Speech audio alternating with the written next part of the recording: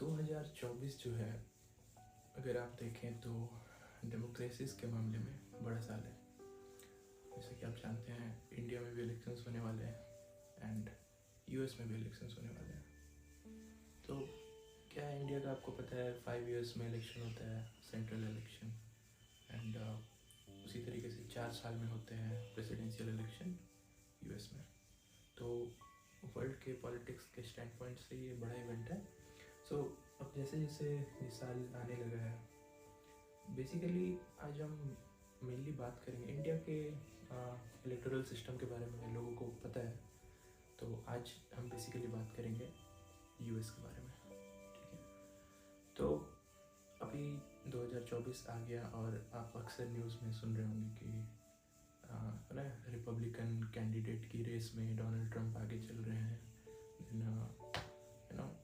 Democrats में कौन आगे चल रहा है, who will be the one contesting the election. तो हम उसी प्रोसेस के बारे में डिटेल में बात करेंगे कि किस टाइप्स की इलेक्शंस होती है, और हम पैरेलल्स ड्रॉ करने की कोशिश करेंगे इंडिया के इलेक्शन से, इंडिया के सेंट्रल इलेक्शन से। सो छोटी सी ओवरव्यू लेते हैं इंडिया के इलेक्शंस के बारे में। सेंट्रल इलेक्शन, हम सिस्टम बेसिक है। हमारे देश में पॉपुलेशन के हिसाब से छोटी छोटी कंस्टिट्यूएंसीज बांटी गई है। ठीक है,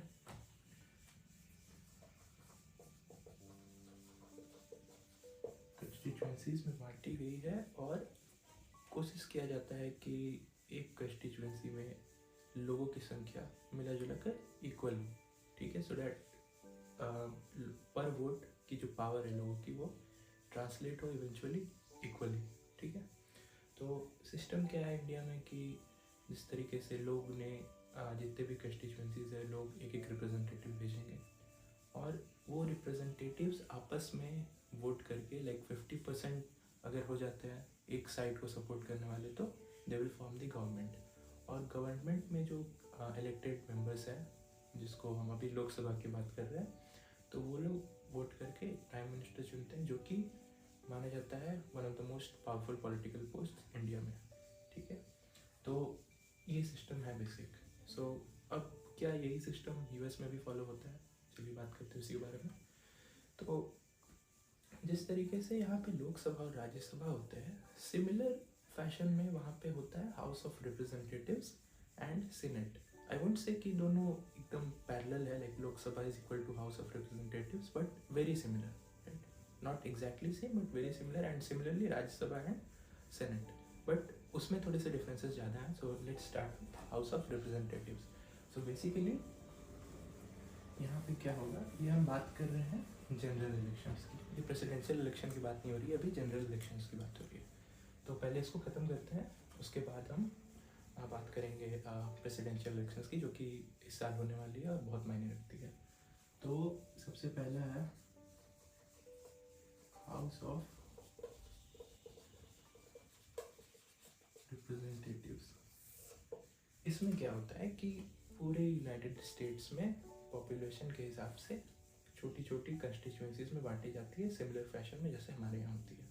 तो होता क्या है कि हर एक कंस्टिट्यूएंसी में लोग compete करेंगे, डजेंट मैटर वो किस पार्टी से एफिलिएटेड है, they will compete, they could be independent और रिलेटेड टू रिपब्लिकन और Democrat, doesn't matter, they will choose their representative, जो कि उस एरिया को, उस कंस्टिट्यूएंसी को हाउस ऑफ रिप्रेजेंटेटिव्स में रिप्रेजेंट करेंगे।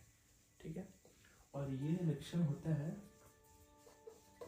एवरी 2 years, हर 2 साल में इलेक्शन होंगे, और उस एरिया में जो भी मेजॉरिटी ऑफ वोट शेयर पाएगा वो पहुंचेगा हाउस ऑफ रिप्रेजेंटेटिव्स में।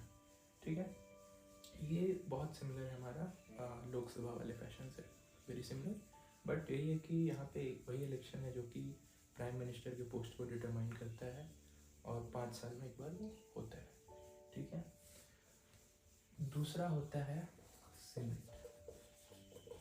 ये थोड़ा सा अलग है, अब जानते हैं ये क्या है। सो ये दोनों को मिलाकर कांग्रेस बोलते हैं। ठीक है, इसके अंदर ये दोनों आते हैं। ठीक है, सो हाउस ऑफ रिप्रेजेंटेटिव्स हम जान गए, अब सीनेट की बात करते हैं। सो सीनेट क्या है? यूनाइटेड स्टेट्स का मतलब ही है छोटे छोटे टुकड़ों में स्टेट्स हैं, वो बेसिकली बहुत हद तक ऑटोनॉमी फॉलो करते हैं, वो अपने बहुत सारे लॉज उनके अपने होते हैं, बहुत सारे डिसीजंस वो अपने लेते हैं. So they are just collection of states which we call United States of America. So Senate में क्या होता है? सो बात स्टार्ट कैसे हुई? अब क्या है कि जब यूनाइटेड स्टेट्स का फॉर्मेशन हो रहा था, तो अब क्या है कि जब आप इस सिस्टम को फॉलो करेंगे तो कई सारे स्टेट्स हैं जिनकी आबादी बहुत कम है, कई सारे हैं जिनकी बहुत ज़्यादा आबादी है. तो गोइंग बाय डैट लॉजिक अगर आप देखें, फॉर एग्जांपल झारखंड और उत्तर प्रदेश की बात करें, तो जितनी सीटें लोकसभा में झारखंड देता है उससे कई ज़्यादा सीट उत्तर प्रदेश देता है. सो अगर आप देखें कि जो डिसीजन लॉ मेकिंग में जो पार्ट होगा वो झारखंड का कम शेयर होगा, क्योंकि इसके रिप्रेजेंटेटिव्स कम हैं लोकसभा में. ठीक है, तो ये फंडामेंटल प्रॉब्लम था. अब क्या इंडिया में वो उतनी बड़ी प्रॉब्लम नहीं है, क्योंकि इंडिया है पहले, उसके बाद स्टेट्स हैं, राइट? सो डजेंट मैटर कोई छोटा स्टेट है बड़ा स्टेट है, बट लोगों के हिसाब से यहाँ पे शेयर हो गया. तो विच हैपन्स हियर, इनके पास भी बहुत सारे पावर्स होते हैं, बेसिकली मनी मैटर्स वाला जैसा लोकसभा में होता है, तो इनके पास वो पावर्स होते हैं. सेनेट का क्या सीन है कि हर एक स्टेट से 2 सेनेटर चुने जाते हैं. ठीक है, no matter the size of the state, हर एक स्टेट से 2 सेनेटर चुने जाते हैं. ठीक है, सो ये इससे क्या प्रॉब्लम सॉल्व हुआ कि जिस स्टेट्स की समस्याएं थी, जिनका कंसर्न था कि नेशनल लेवल पॉलिटिक्स में क्योंकि हमारे रिप्रेजेंटेटिव्स कम जाएंगे तो हमारा जो से होगा वहाँ पे घट जाएगा. ठीक है, तो जस्ट बिकॉज वो इवन रहे सारे स्टेट्स का, एक स्टेज पे सारे स्टेट्स का एक रिप्रेजेंटेटिव हो. सो बेसिकली जब आप इसे इलेक्ट करते हैं तो आप अपने इलाके के एक रिप्रेजेंटेटिव को वहाँ भेजते हैं. बट सेनेट इलेक्शन में क्या होता है कि लेट्स फॉर एग्जांपल ओहायो, तो ये पूरा स्टेट जो है वोट करेगा सेनेटर्स के लिए. सेनेटर्स के लिए लोग खड़े होंगे, उसके बाद आप सभी को वोट देंगे और जो टॉप 2 होंगे उस इलेक्शन में, ठीक है, based on the percentage of vote they get, the top 2 वो 2 सेनेटर चुन करके सेनेट में जाएंगे. ठीक है, और ये 6 साल इसका टर्म रहता है. एक सेनेटर अगर एक बार सेलेक्ट हो गया तो वो 6 साल तक रहेंगे. बट इसका जो इलेक्शन है वो जैसे राज्यसभा में फेज बाय फेज होता है, 2-2 साल करके, सो डैट किसी भी समय में खाली ना हो जाए ऑल ऑफ ए सडन. तो कुछ स्टेट्स का सेनेटर इलेक्शन मान लीजिए अगर 2020 में होगा तो अगले सेट का होगा 2022 में, देन 24 में. सो ताकि 2-2 साल का गैप में कराते हैं ताकि 3 इलेक्शंस में ये 6 साल का टर्म कवर हो जाए. ठीक है, तो एट अ टाइम सारे सेनेटर्स रिटायर नहीं करेंगे. मान लीजिए एक बैच खत्म हुआ तो उनका री-इलेक्शन होना है. ठीक है, 6 साल का, तो फिर 2/3 अभी भी है वहाँ पे. So that's the logic here. ठीक है, तो सेनेट का क्या सीन हो गया कि एक स्टेट से 2 सेनेटर चुने जाएंगे. ठीक है, अब वो पूरे स्टेट के रिप्रेजेंटेटिव है नेशनल लेवल पे. कांग्रेस में जो सेनेट है वहाँ पे सेनेटर्स जो है वो स्टेट के रिप्रेजेंटेटिव्स हैं, तो इनके पास भी अपने कुछ पावर्स होते हैं. ठीक है, लाइक जजेस का अपॉइंटमेंट से रिलेटेड और भी कई सारे पावर्स होते हैं जो कि सेनेटर्स के पास होता है. So we can't say like one is above other, but they have their own share of power. अब ये हो गया. इस लाइन को हम ड्रॉ करते हैं लाइक राज्यसभा लोकसभा से ड्रॉ करते हैं. This is very similar to Lok Sabha, this is very similar to Rajya Sabha. Okay, मतलब दिस इज क्वाइट डिफरेंट, मतलब but if we have to draw parallel with something, कुछ कैरेक्टरिस्टिक्स हैं जो राज्यसभा से मिलती हैं यहाँ पे सेनेट की. हाउस ऑफ रिप्रेजेंटेटिव्स उस मामले में बहुत सिमिलर है लोकसभा से. बट अब बात है कि इंडिया में जब लोकसभा इलेक्शन हुआ तो जो भी रिप्रेजेंटेटिव्स चुन के गए उन्होंने आपस में वोट करके बना दिया प्राइम मिनिस्टर, राइट? बट यहाँ पे क्या सीन है, ऐसा नहीं होता है. यहाँ पे जो पॉलिटिकली सबसे पावरफुल पोस्ट है वो है प्रेसिडेंट का. ठीक है, तो अब बात है कि ये इलेक्शंस अलग हुए, बट प्रेसिडेंट कैसे बनेगा उसके लिए अलग इलेक्शन, प्रेसिडेंशियल इलेक्शन होता है. ठीक है, इससे अब हम हटाते हैं और अब बात करते हैं प्रेसिडेंशियल इलेक्शंस की, जो कि इस साल होने वाली है. तो बाकी जगहों पर anyone can compete, doesn't matter, कोई भी खड़ा हो सकता है, no matter their party affiliation, they can contest, they can win and they can go to House of Representatives और they can become a senator, right? But presidential election यहाँ पे होता है 2 party system. We have Republicans and we have Democrats, right? ये हमारा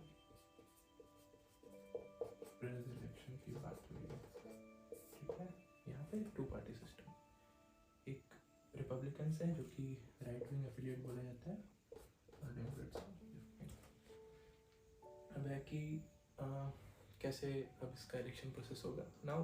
पहले अब Republicans अपने रनिंग कैंडिडेट भेजेंगे, डेमोक्रेट्स अपने रनिंग कैंडिडेट भेजेंगे और वोटिंग होगा, देन प्रेसिडेंट डिटरमाइन होगा। बट उससे पहले कौन होगा रिपब्लिकन्स का कैंडिडेट? अभी जिसकी चर्चा हो रही है कि रिपब्लिकन्स के रेस में डोनाल्ड ट्रंप आगे चल रहे हैं, विवेक रामास्वामी ने कंटेस्ट छोड़ दिया and he has start supporting Donald Trump in his campaign. So अब क्या होता है, पहले मेन इलेक्शन से पहले दे हैव टू डिसाइड किसको टिकट देना है बेसिकली, ठीक है। तो अब बात और ये भी होता है कि 8 साल से ज़्यादा 2 टर्म से ज़्यादा सर्व नहीं कर सकता है कोई भी प्रेसिडेंट यूएस में।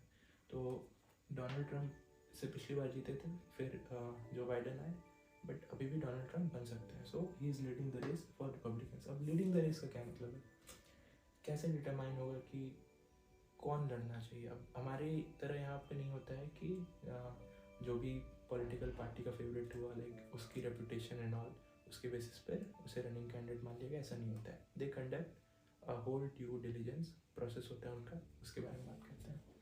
तो कैसे डिटरमाइन होगा, ठीक है, क्या होता है, अलग अलग स्टेट्स हैं। अब उसी तरीके से अब ये जो प्रोसेस होगा कैंडिडेट सिलेक्शन का, एक स्टैंडर्ड प्रोसेस है, बट इसका कोई मतलब ऐसा लॉ में ऐसा जिक्र नहीं है। ये एक स्टैंडर्ड प्रैक्टिस है जो कि पार्टीज फॉलो करती हैं। वो स्टैंडर्ड प्रैक्टिस की बात करते हैं, it can keep changing, but उसकी बात करते हैं। तो अभी क्या है, जैसे कंस्टिट्यूंसीज की बात हुई थी, अब हर एक स्टेट में पॉपुलेशन के हिसाब से छोटी छोटी टुकड़ों में बांटा गया है, और उस टुकड़ों से अब क्या है कि अब रिपब्लिकन का कैंडिडेट कौन होगा, ये कौन डिसाइड करेगा? कायदे से रिपब्लिकन्स जो उस पार्टी के फॉलोअर है, जो उस पार्टी के मेंबर्स है, उन्हें डिसाइड करनी चाहिए, ठीक है। वो बताएंगे कि हाँ ये है हमारा नेता and he will run from our side, ठीक है। तो इसके भी जानने, इस प्रोसेस को पूरा करने के लिए, सिलेक्शन के लिए इवेंट्स होते हैं, ठीक है, जिसको हम दो इवेंट्स होते हैं एक्चुअली, प्राइमरीज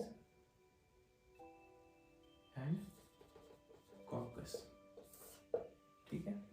तो एनी एरिया लाइक इसको अभी कंस्टिट्यूंसी का हम नाम देते हैं फॉर एग्जांपल। तो हर एक कंस्टिट्यूंसी जो है वो या तो प्राइमरीज करा सकती है या तो कॉकस कंडक्ट करा सकती है। क्या मतलब होता है इसका? अब जैसे फॉर एग्जांपल अगर बोकारो का एग्जांपल लेते हैं, अगर मान लेते हैं ये एक यूनाइटेड स्टेट्स का कंस्टिट्यूंसी होता, तब बात क्या है कि मान लीजिए बोकारो में जैसे बीजेपी और कांग्रेस है। अब बोकारो अब नेशनल लेवल पे ये डिसीजन होना अभी चल रहा है, अगर यूएस होता तो नेशनल लेवल पे डिसीजन होना है कि बीजेपी के साइड से कौन होगा प्रेसिडेंट का कैंडिडेट। फिर कांग्रेस भी अपना चिंतन में है कि कौन होगा हमारे साइड से कैंडिडेट। तो अब बीजेपी के ऑल अक्रॉस इंडिया हर एक कंस्टिट्यूंसी में पार्टी ऑफिसेज है, उसी तरीके के कांग्रेस के भी है। तो फॉर एग्जांपल यहाँ क्या होगा उस सिनेरियो में, तो जो बोकारो की जो बीजेपी यूनिट है वो या तो प्राइमरी कराएगी या कॉकस, ठीक है। तो ये तरीका है ये जानने का कि बोकारो के लोग किसको समर्थन दे रहे हैं। बीजेपी बोकारो के लोग बेसिकली बोकारो के जो बीजेपी सपोर्टर्स हैं, ठीक है, वो किसको सपोर्ट कौन चाहते हैं कि वो प्राइम मिनिस्टर के या प्रेसिडेंट के रेस में उनका लीडर हो। अब जैसे फॉर एग्जांपल नरेंद्र मोदी और मान लीजिए अमित शाह, डिसीजन चलना है कि कौन होगा बीजेपी का चेहरा। तो अब बोकारो का क्या राय है ये जानने के लिए यहाँ पे दोनों में से एक प्राइमरीज या कॉकस कंडक्ट कराया जाएगा। प्राइमरीज मच लाइक एक जनरल इलेक्शन है। यहाँ पे क्या होगा, जो पार्टी के सपोर्टर्स है वो जाएंगे बीजेपी के ऑफिस में, बैलेट में वोट डालेंगे, वोट डालने के बाद देखेंगे जो भी जीतेगा, ठीक है, वो यहाँ से इस एरिया का, ठीक है, इस एरिया का जो डेलीगेट होगा, उसको डेलीगेट बोलते हैं, वो डेलीगेट को पता चल जाएगा कि हाँ, जैसे फॉर एग्जांपल बीजेपी का कोई डेलीगेट यहाँ पे है, तो वो पहले ये सारा प्रोसेस कराने के बाद ये जानेगा कि बोकारो के लोग क्या रहे हैं, किसे खड़ा होना चाहिए। अब अगर प्राइमरी होता है, अगर बोकारो प्राइमरी प्रोसेस फॉलो करता है, तो एक जनरल इलेक्शन टाइप का प्रोसेस होगा जहाँ पे मेंबर्स आएंगे, वोट डालेंगे, अंत में फॉर एग्जांपल लोग फेवर कर रहे हैं मोदी को, तो जो हमारा ये होगा यहाँ पे डेलीगेट होगा, वो नेशनल लेवल बीजेपी का कॉन्फ्रेंस होगा, वो फाइनली होता है। वो क्या होगा कि हर एक एरिया के जो डेलीगेट्स हैं वहाँ जाएंगे नेशनल पार्टी कॉन्फ्रेंस में, बीजेपी कॉन्फ्रेंस में, और यहाँ पे रिपब्लिकन कॉन्फ्रेंस में इधर, ठीक है। वो जाकर बताएंगे कि हाँ बोकारो की राय है कि मोदी को खड़ा होना चाहिए। इसी तरीके से और भी लोग बोलेंगे। इसी तरीके से क्या होगा, ऐड किया जाएगा एंड फाइनली वहाँ पे डिसाइड होगा कि नेशनल लेवल पे प्रेसिडेंट रेस में कौन जाएगा इस साइड से, ठीक है। और प्राइमरीज में क्या होगा, सिंपल प्रोसेस, लोग आएंगे वोट करेंगे दोनों को, जो भी रनिंग कैंडिडेट्स हैं। वहाँ पे अच्छा खासा इवेंट होता है, लाइक ओपन डिबेट्स होते हैं, लोग सवाल जवाब करते हैं ताकि लोग जाने पता करें कि हाँ किसकी क्या आइडियोलॉजी है, कौन जीतेगा क्या करेगा। तो बेसिकली अपना प्रचार कर रहे हैं, साथ में मिलकर डिबेट करते हैं। और तो यहाँ पे क्या होगा कि लोग वोट करेंगे और जो भी विनर होगा वहाँ का डेलीगेट जाकर नेशनल लेवल पे बता देगा कि बोकारो की राय है ये हो गया प्राइमरी। अगर यहाँ पे कॉकस कंडक्ट कराया जाता तो it's more like open election. यहाँ पे प्राइवेटली आप नहीं समर्थन दे रहे, यहाँ पे समर्थन ओपन दिखाना है, kind of A town hall. तो यहाँ पे बड़े से कन्वेंशन होगा, उसमें लोग आएंगे जो पार्टी के मेंबर्स हैं, पार्टी के मेंबर्स आएंगे और ओपन वोट होता है, या फिर आवाज़ से, या फिर बोलते हैं कि जो इसको सपोर्ट करते हैं वो रूम के इस तरफ आ जाइए, जो इसको करते हैं इस तरफ आ जाइए, या फिर जो इनको सपोर्ट कर रहे हैं वो हाथ उठाइए, इस टाइप से ओपन। यहाँ पे पब्लिक सपोर्ट होता है, तो डजेंट मैटर, कुछ भी करा सकते हैं, डिपेंड करता है। तो इधर वे दोनों में से किसी एक प्रोसेस को कंडक्ट करा के मेन काम ये है कि जो यहाँ के डेलीगेट हैं उनको राय जाननी है यहाँ की, एंड देन वो जाकर के नेशनल लेवल पार्टी कॉन्फ्रेंस में बताएंगे कि हाँ भाई यहाँ से ये खड़े होना चाहते हैं और लोगों की ये समर्थन है कि मोदी यहाँ से रिप्रेजेंट करें बीजेपी को, ठीक है। मतलब नेशनल लेवल पे जो इलेक्शन हो उसमें बीजेपी का चेहरा बने मोदी, ठीक है।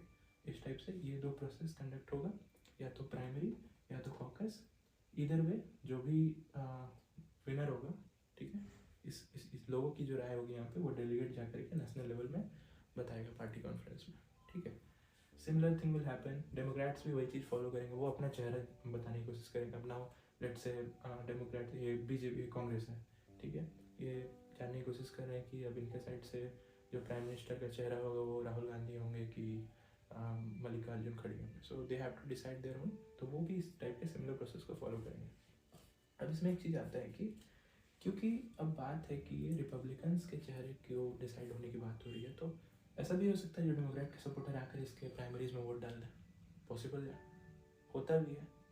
इसको पार्टी रेडिंग बोलते हैं उसके टर्म्स में, बट उनके लॉ इस चीज़ को मना करते हैं, बट बहुत ग्रे एरिया है, ठीक है। लॉज मना करते हैं कि अगर आप नॉन डेमोक्रेट सपोर्टर हैं तो आप यहाँ नहीं आएंगे इसके प्राइमरीज में वोट डालने, ताकि ये भी तो हो सकता है कि क्योंकि डेमोक्रेट्स को तो इवेंचुअली अपना किसी डेमोक्रेट लीडर को प्रेसिडेंट बनाना है, तो यहाँ से जो 2-3 कंटेस्ट कर रहे हैं वो क्या करेंगे, आएंगे सबसे कमज़ोर वाले को वोट डाल के यहाँ से जिता लेंगे, सो डैट जब मेन इलेक्शन होगा प्रेसिडेंशियल इलेक्शन तो ये कमज़ोर पड़ जाएगा। ये भी पॉसिबल है, करते भी हैं लोग, बट अलाउड नहीं है। और इसमें लॉज के हिसाब से पेनल्टीज़ भी हैं कि अगर आप एक पार्टी की आइडियोलॉजी को सपोर्ट करते हैं, नॉन सपोर्टर है, तो आप यहाँ नहीं आएंगे। बट उतना नहीं होता है, क्योंकि होता क्या है कि जब इस टाइप के कन्वेंशंस होते हैं, let's say for example BJP, तो लोग जानते हैं कि भाई कौन इसका वोटर है, ठीक है। अब इसके इलेक्शन में अगर कोई नॉन कांग्रेस का सपोर्टर आकर वोट डालेगा वो तो अपोज करेंगे, उसको भगा देंगे वहाँ से।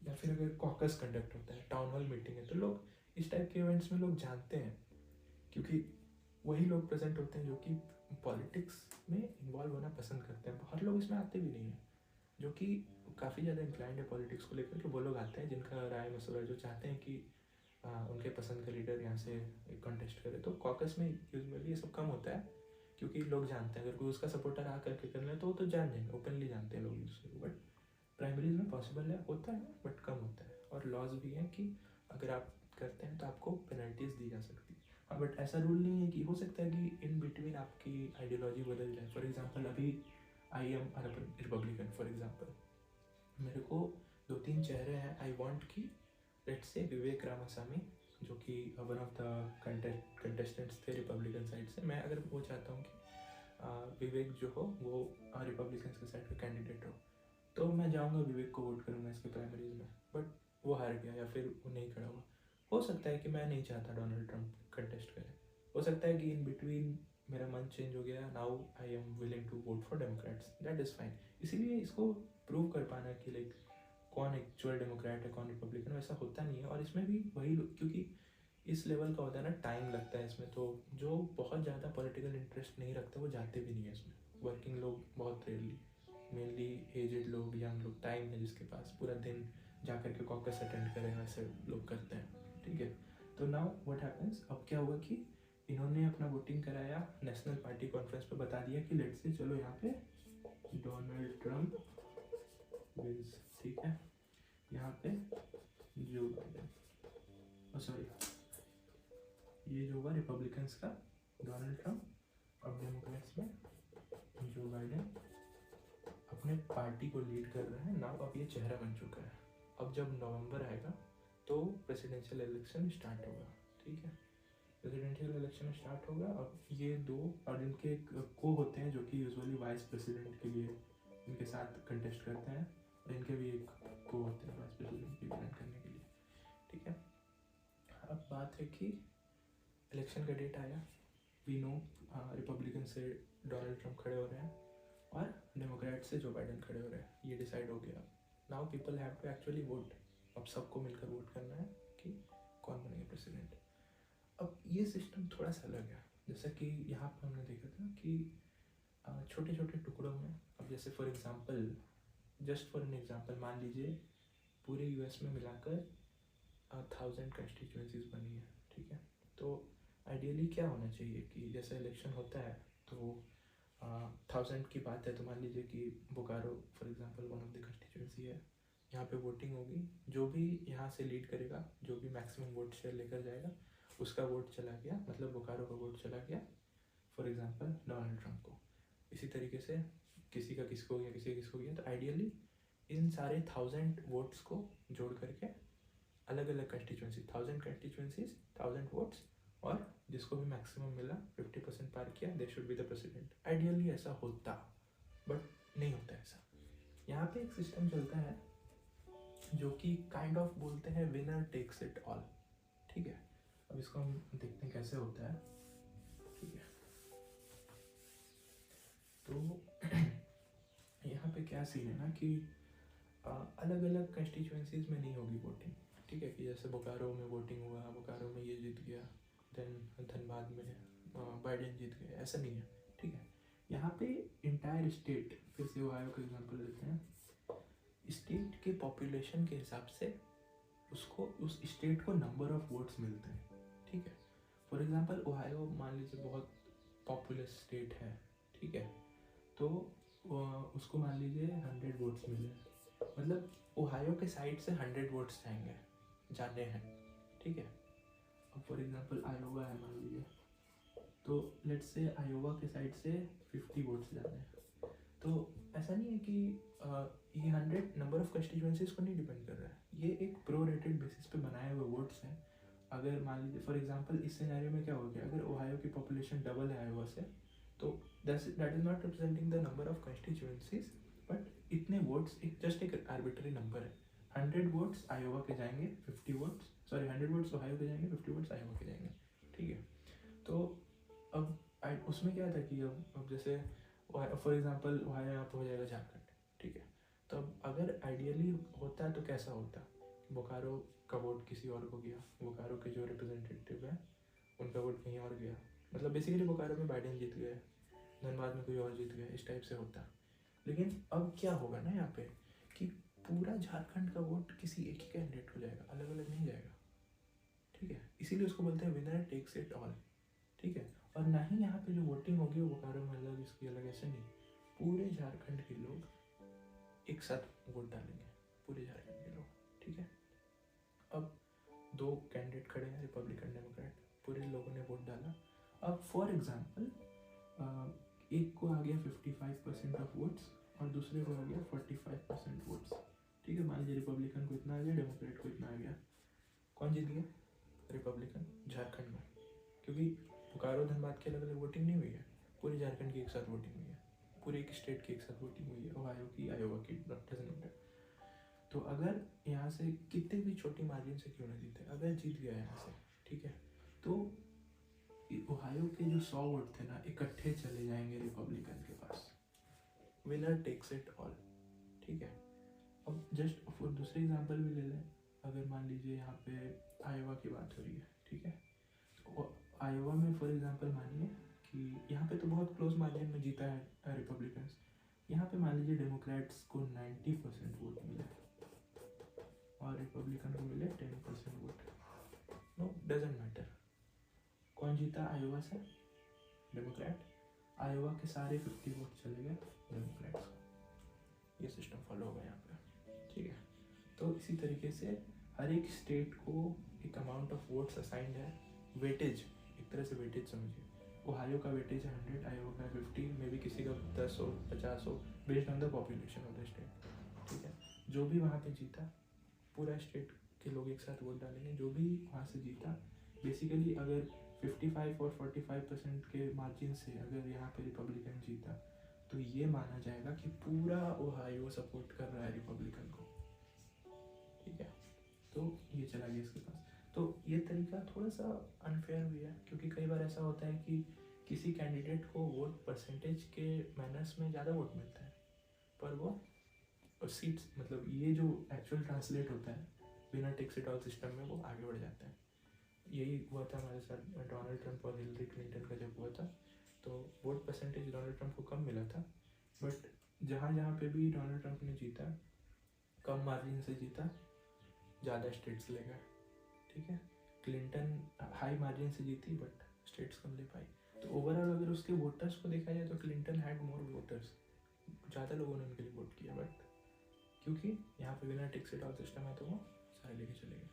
ये सिस्टम होता है प्रेसिडेंशियल इलेक्शन। तो लोग, एक स्टेट के लोग एक साथ वोट डालेंगे, डजेंट मैटर द मार्जिन, ठीक है। किसी भी मार्जिन से अगर वो जीतता है तो उस स्टेट का सारा वोट चला जाएगा उस कैंडिडेट को, उस पार्टी को, ठीक है। तो फाइनली इस तरीके से अब हमारा इलेक्ट हो जाएगा प्रेसिडेंट, ठीक है। और कोई भी इलेक्टेड प्रेसिडेंट 2 टर्म से ज़्यादा सर्व नहीं कर सकता है, ठीक है। मैक्सिमम 2 टर्म्स वो सर्व करेंगे। तो इस बार अगर बाइडेन जीत जाते हैं तो वो भी उनका आखिरी साल होगा, अगर ट्रम्प जीत जाते हैं तो इज लास्ट ईयर, उसके बाद वो नहीं कंटेस्ट कर सकते। ये रूल है वहाँ का। ये साइड बाय साइड होता रहेगा प्रेसिडेंशियल इलेक्शन, और प्रेसिडेंट के पास सबसे ज़्यादा पावर वेस्टेड है। ये मिलिट्री के कमांडर इन चीफ होते हैं, पार्डन की होती है पावर, वो किसी को पार्डन दे सकते हैं, प्रेसिडेंशियल पार्डन जिसको बोलते हैं। फिर वो इस कांग्रेस को एड्रेस भी करते हैं हर साल कि क्या प्लान होगा, हमारे गवर्नमेंट किस डायरेक्शन में बढ़ रहा है, ठीक है। तो उनका से बहुत होता है, बट लॉ मेकिंग में जिस तरीके से यहाँ पे एमपीज़ बनाते हैं, ठीक है, एमपीज़ के वोट पे चलता है, उसी तरीके से यहाँ पे चलेगा। कुछ चीज़ें सेनेट के हिसाब से चलेगी, ठीक है।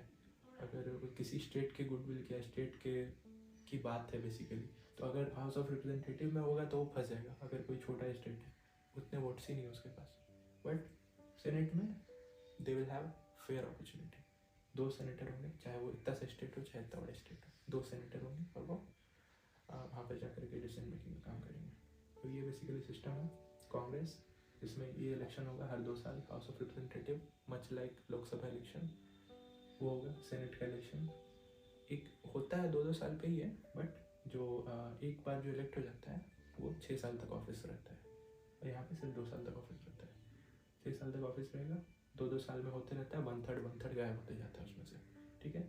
हर स्टेट के 2 सेनेटर, जो टॉप 2 रैंक होते हैं इलेक्शन में, जितने भी कैंडिडेट्स खड़े हुए, वोट हुआ, जिसको भी टॉप 2% ऑफ वोट्स मिला, दे बिकम द सेनेटर। और प्रेसिडेंशियल इलेक्शन अलग होता है, हर 4 साल में एक बार, ठीक है। और उसमें भी पहले ये पूरा साल ड्यू डिलिजेंस चलता है, जहाँ पे पार्टी खुद अपना इंटरनल इलेक्शन करा के ये जानने की कोशिश करती है कि who should represent that party, ठीक है। उसी तरीके से दोनों पार्टियां करती है, फाइनली डिसाइड हो जाता है, कैंपेनिंग चलता है, देन नवंबर में बोला जाता है कि first Tuesday of the November, I don't remember exactly, शायद ये बोला जाता है, तो उस दिन वोटिंग होती है इलेक्शन की। तो ये पूरा प्रोसेस है यूएस के इलेक्शंस का, एंड या I think that is it.